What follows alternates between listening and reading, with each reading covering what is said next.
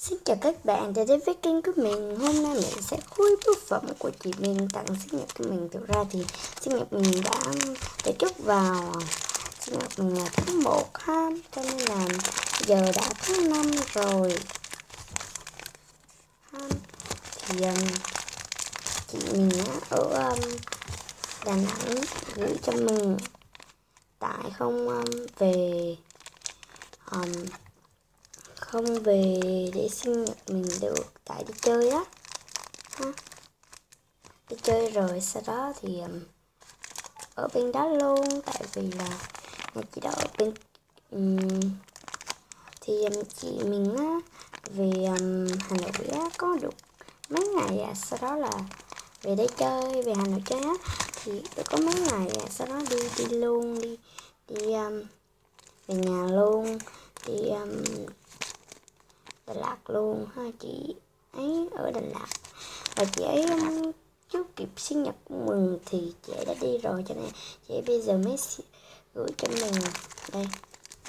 Chị ấy nói là thực ra đây cái túi quà của chị mình, nhưng mà tại tụi bưu điện họ làm như thế này đó, họ gói như thế này, không biết có cục gì to ở đây nè. Thực ra thì cái này á không phải là mình tự gói đâu nha, mình nói thiệt luôn á, mình không bao giờ tự gói đâu, mà tại vì á là mình thấy cái này tháo ra rất là rắc rối, tại vì là rất nhiều keo luôn. Lúc đầu á mình không có thấy cái mặt này đâu, sau đó mở một cái lớp keo ở ngoài thì trời ơi, mình quay lộn á, tại vì quay đó mình mất nhiều thời gian, cho nên đã khở một ít băng keo ở đây luôn rồi. Cái lúc đầu á nó nhiều băng keo tới nỗi mà mình và mẹ mình phải lấy 2 con dao ra mới cắt được nhiều băng keo lắm. Và bây giờ chúng ta sẽ cùng khui nha, chứ không phải là mình tự gói đâu nha, mình không có tự gói đâu. Rồi bây giờ mở ra thôi, khỏi cần kéo đây, khỏi cần kéo. Mình đã bắt cắt một ít băng keo ra rồi để cho quay cho nó đỡ tốn thời gian. Cái gì băng keo thì mình bảo là ở trong đây có búp bê, có 2 con búp bê, thì mình cũng sưu tầm búp bê như mình á, mà chị ý á không có chơi nữa, tại chị ý đến cái tuổi mà phải lo đi học, không có phải như mình nữa. Mình 18 tuổi mà chị của mình á là đã cấp 3 rồi, cấp 3 lận rồi. Rồi ra thôi, đầu tiên sẽ là gì đây? Tàn ta da, đầu tiên là một cô búp bê to, búp bê. Ôi, băng keo ở đây luôn nè, dính cả băng keo ở đây luôn. Trời ơi, đây là băng keo. Ta-da! Đây là cô bê của mình các bạn.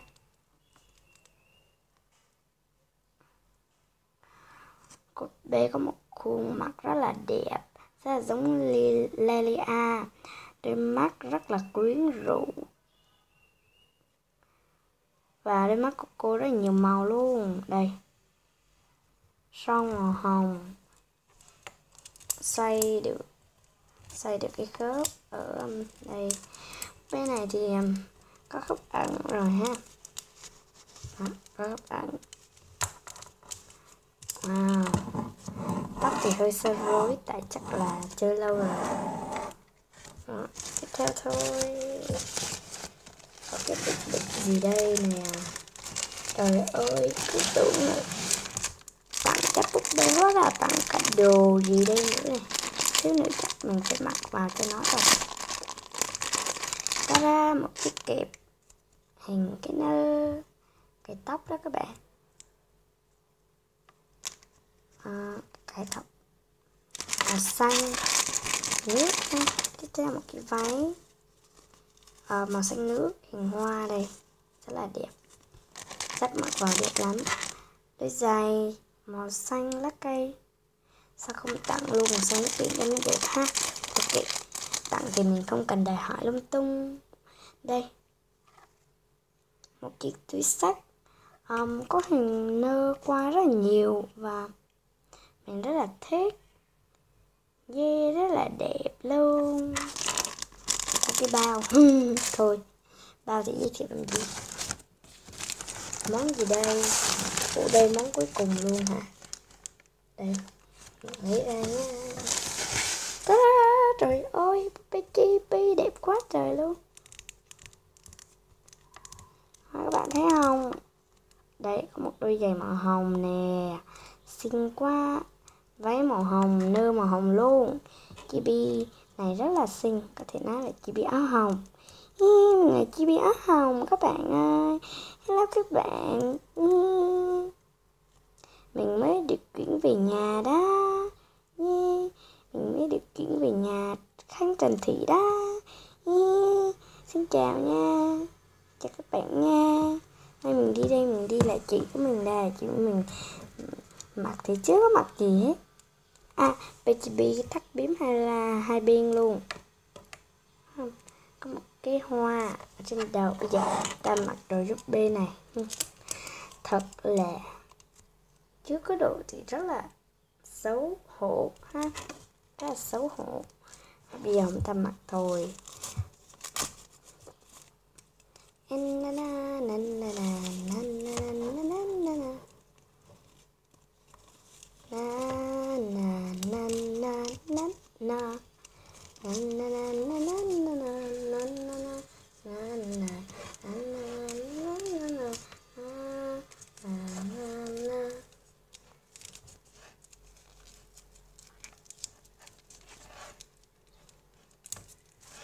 Ta-da, xong rồi.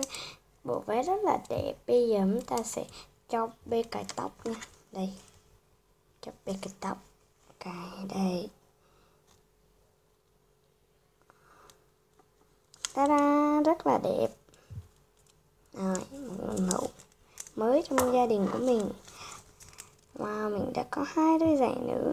Có thêm 2 búp bê lại có 2 đôi giày nữa. Rất là đẹp. Đi vào thôi. Ta-da, đẹp quá. Có trời luôn. Mình đã có một đôi giày mới rồi. Vui quá. Thích quá trời. Các bé cầm túi xách đi shopping đi. Mình đi dạo phố đây các bạn. Giày bị rơi rồi. Dạo phố sao lại giày bị rơi như thế này. Rồi, xong. Vậy là B đã có thể đi dạo phố được rồi. Hai tụi mình đi dạo phố đây. Tạm biệt các bạn. Các bạn có thấy hai tụi mình xinh đẹp không nào? Nếu các bạn thấy hai tụi mình xinh đẹp thì nhớ ấn vào nút like và subscribe, đăng ký kênh để theo dõi được nhiều video của hai tụi mình mới. Video của hai tụi mình nha. Video mới nữa, video mới và video nhiều video vô vàn video. Yeah, bye bye các bạn. Bye bye nha.